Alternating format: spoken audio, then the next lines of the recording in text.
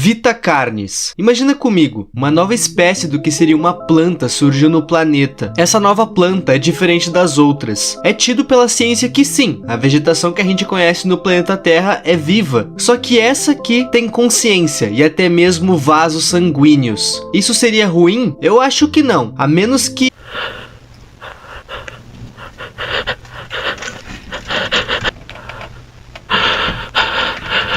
Senhoras e senhores, sejam muito bem-vindos a Vita Carnis.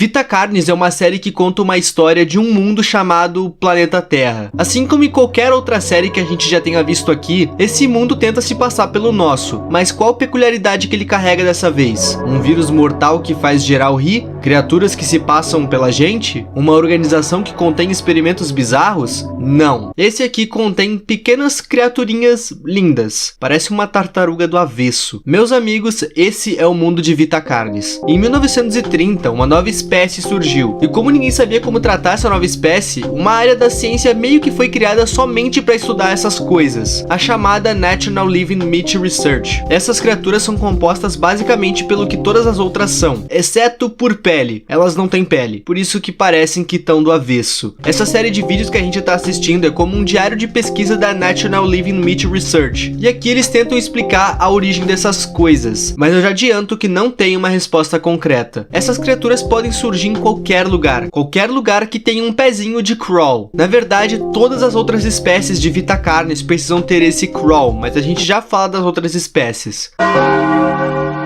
O crawl basicamente é uma planta de carne, inclusive com direito a vasos sanguíneos. Ela é uma planta que pode germinar em literalmente qualquer lugar do mundo. Fora isso, os seres humanos também podem ingerir ela. Como ela tá em todo mundo, essas criaturas vieram pra ficar. Note que eu falei criaturas no plural, porque, meus amigos, a tartaruga do avesso é só uma das espécies que isso aqui pode gerar. A parada fica estranha agora. Esses bichos aí são os que a gente viu. Assim que ele sai do crawl, ele vai explorar. Ele nasce pequenininho e na fase adulta dele, ele não cresce muito não. Fica mais ou menos do tamanho de uma bola. Esses bichos comem basicamente lixo e restos de outros animais. Mas na cadeia alimentar, no geral, eles que são o almoço. Os coitados não tem nem tamanho para abater algum animal. Por isso só comem resto. Eles são bem inofensivos para humanos. Tanto que alguns humanos domesticam essa coisa. Isso daí é bem nojento. A cobra de carne é bem o que o nome sugere, é uma cobra de carne, que lembra bastante um piolho de cobra, só que enorme. Quer dizer, enorme depois de adulta, porque quando isso aqui é recém sai do crawl, ele é quase do tamanho de uma moeda. Por mais que essas criaturas sejam maiores e capazes de abater outros animais, isso daqui também só come restos de outros animais. Quando ela enfim consegue se alimentar, ela vai digerir, mas de uma forma que conserva os ossos e a carne, seja lá do que ela comeu. Porque são os ossos e a carne que vão fazer ela ficar maior. Quanto mais ela come, mais ela cresce. Mas elas não são agressivas. Na verdade, elas são tão inofensivas quanto o trimming. E os humanos também domesticam essa coisa aí, no intuito de manter tudo limpo. Esquece os funerais ou animais mortos na pista. Os humanos ensinam essas coisas a comerem esses restos para manter tudo limpo. Agora a gente chegou na parte perigosa. Sim, o trimming obviamente não é perigoso, e a cobra de carne também não é perigosa, ela é amiga, brother eu diria. Bom, deem olá aos... Os mímicos são criaturas humanoides, que assim como os outros, nascem pequenos, mas meus amigos, isso aqui pode ter a altura de um humano comum, ou até ser maior que um.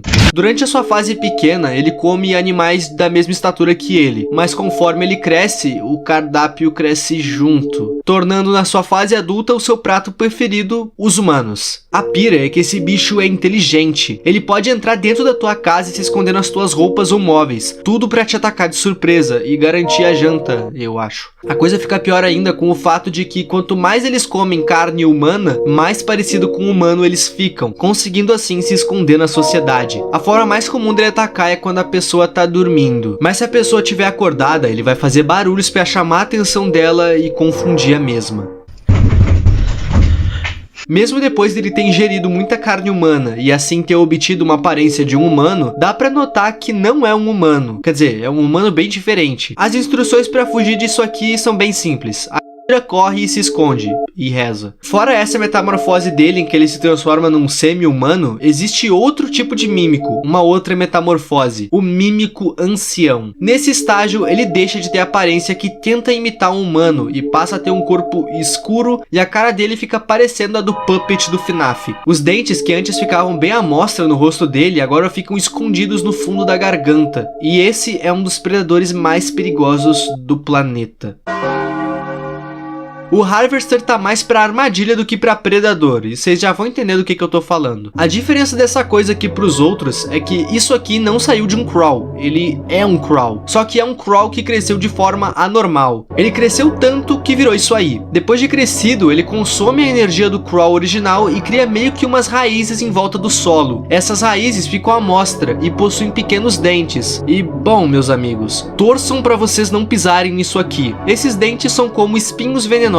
Eles literalmente são isso. Cada dente solta um veneno diferente, sendo um paralisante e o outro um anticoagulante. O veneno paralisante vai te paralisar, como o próprio nome sugere, e o anticoagulante vai te fazer sangrar até a morte. O foco dessa coisa não é humanos, são animais grandes. Não é como se ele fosse rejeitar humanos, mas não é o foco dele. Qualquer coisa que pisar ali é lucro. Ele vai se alimentar do sangue do animal. O corpo entra para dentro do solo e também é ingerido pelo Harvester. O que sobrar acaba adubando o local, criando uma linda vegetação na área que camufla mais ainda os espinhos dessa coisa. Animais menores não são atacados pelo Harvester, porque um coelhinho tem poucos nutrientes, mas um lobo que vai tentar abater o coelho tem bem mais nutrientes. O Harvester deixa animais menores vivos para eles serem uma isca viva. O coelho é uma isca e o Harvester poupa a vida dele. Agora vocês entenderam por que o Harvester é uma armadilha, e assim como os mímicos, essa coisa é pensante.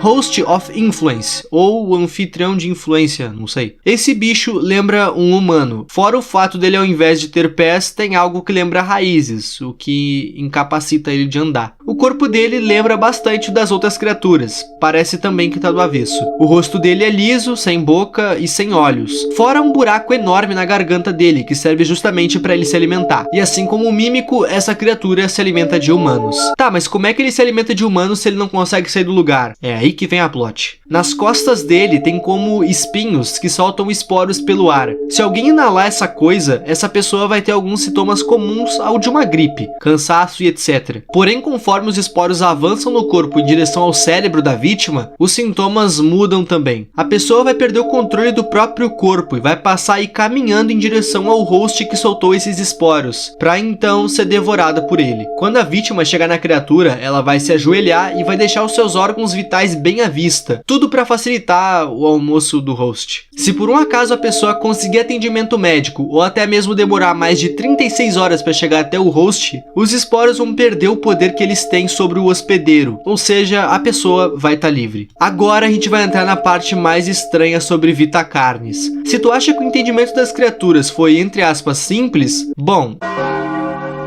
Monolith é uma criatura que surgiu uns anos à frente do resto das outras. Enquanto a maioria foi descoberta em 1930, esses foram vistos só em 1972. Foram encontrados apenas 7 criaturas. E, bom, eles são muito grandes. Essas criaturas ficam em um círculo e não se movem. A humanidade já tentou várias vezes contato com essas coisas, e todas essas tentativas foram hostis, tanto pela parte dos humanos querendo atacar essas coisas, quanto pelo lado das criaturas, se defendendo de forma agressiva. É dito que essas criaturas já foram hostis no passado, mas que agora são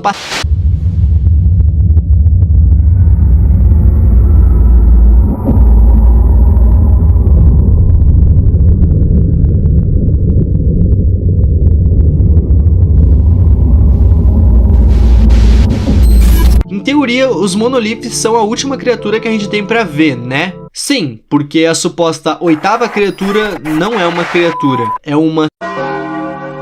Se vocês prestarem atenção, a gente estava indo num papo de biologia que fazia sentido. Criaturas que tinham uma origem, uma forma de atacar, eram basicamente novos predadores. Faz sentido. De repente a gente está falando de coisas e seres cósmicos e uma literal esfera voadora chamada de singularidade. A gente sabe literalmente quase nada disso. O que se sabe é que ela tem em torno de 1 metro de diâmetro e que ela flutua por conta de uma força invisível, bem como a gravidade. Também é dito que ela emite alguns padrões padrões de sinais, fora uma energia própria. Sobre a singularidade, é só isso que a gente sabe até o momento. Existe mais um vídeo intitulado Message, e nele a gente pode ver algumas coisas interessantes. O vídeo começa como se fosse explicar o que são os monoliths, até ser interrompido. A gente foi interrompido por um vídeo de uma investigação. Existe uma organização nesse universo. Ela se chama Carcass, no caso é uma sigla. E essa organização foi retalhada pelo governo. Olhando o vídeo, é bem óbvio que isso se trata de uma investigação. Uma investigação que tenta ligar todas as pontas soltas dos vídeos em geral. E tem muitas pontas soltas. Muitas pessoas sofreram nas mãos do Vita Carnes. E a polícia e o governo tá acobertando tudo. Eles não querem que ninguém tenha nenhum tipo de conhecimento aprofundado sobre o que são os Vita Carnes e o que eles já fizeram. E bom, lembra da galera da National Living Meat Research? Eles fizeram aqueles vídeos sobre as criaturas na intenção de ser um catálogo sobre elas e como tratar elas. Todos desta organização estão presos. Por algum motivo, algumas pessoas poderosas nesse universo estão tentando esconder tudo, como se aquelas vidas que sofreram nas mãos dos Vita Carnes não valessem nada. Esse vídeo foi postado há 11 dias e é o último dessa série. Vita Carnes também tem uma história paralela, contada conforme os vídeos se passam, e a gente vai se aprofundar nela agora. Em certo momento do vídeo, a gente pode ver que páginas de um livro aparecem na tela bem rápido, e esse livro conta uma história que até o momento parece ser paralela à história do Vita Carnes. Era uma vez uma família mágica. Essa família constantemente viajava por terra e mar na intenção de descobrir novas terras e novas coisas. Em uma dessas viagens, uma tempestade pegou a família de surpresa, e naquele mexe-mexe de onda vai, onda vem, o filho da família acabou sendo jogado barco afora. Na página seguinte é mostrado que o moleque sobreviveu. Depois de muito nadar, ele acabou chegando no lugar. Nesse lugar havia uma caverna. Ele entrou dentro da caverna e usou em si um feitiço que ia fazer ele dormir. Ele iria dormir até que ele tivesse totalmente curado. Esse sono demorou muito, milhares de anos para ser mais exato. Falar milhares de anos não é nem um pouco exato. Fora da caverna haviam essas criaturas, que eu apelidei de ancestrais do Daishikawa. Os ancestrais do Daishi estavam passando fome e constantemente saíam para catar o que comer. Em uma dessas buscas, essas criaturas acabaram entrando na caverna em que o menino estava dormindo. As criaturas ficaram se perguntando quem era aquele ser e o que podia ser aquela magia. Elas queriam saber se aquele ser podia trazer comida para eles através daquele poder. Alguns ficaram com medo e se afastaram do ser mágico, mas outros, mesmo sem saber se a pessoa dormindo seria hostil ou não, resolveram ficar por lá e cuidar do menino enquanto ele dormia. E eventualmente, em algum dia, o menino acordou. Quando ele acordou, ele foi convidado pelas criaturas para conhecer a floresta e obviamente pediram ajuda para ele. O menino faz uma demonstração de seu poder e promete ajudar as criaturas. Ele disse que iria voltar para sua casa, mas que depois disso voltaria para as criaturas para retribuir o favor. Bom, aqui acabam os quadros até o momento. E aqui que entram as teorias. E eu vou contar a minha teoria. Os Vita Carnes é literalmente uma vegetação de carne que evoluiu para seres ambulantes e na maioria das vezes inofensivos. Se vocês olharem bem na página em que é mostrado o menino fazendo a tal demonstração de magia, essa magia lembra muito o Crawl. Pensem comigo, uma ótima solução para a fome seria multiplicar a comida em todo lugar do planeta. E qual a forma mais eficaz de se fazer isso sem ser transformar a vegetação em carne? Lá no começo do vídeo eu citei que o Crawl, a planta principal, pode ser ingerida pelos humanos. A minha teoria seria que o menino eventualmente acabou voltando para aquelas criaturas, e nessa volta ele teria criado um novo tipo de vegetação, uma vegetação comestível que pudesse germinar em qualquer lugar do planeta, com a intenção de acabar com a fome daquelas criaturas. E nisso ele acabou criando o que a gente conhece como Vita Carnes, ou melhor, o Crawl. Mas assim como qualquer coisa viva, o Crawl evoluiu, e é aí que começa o problema.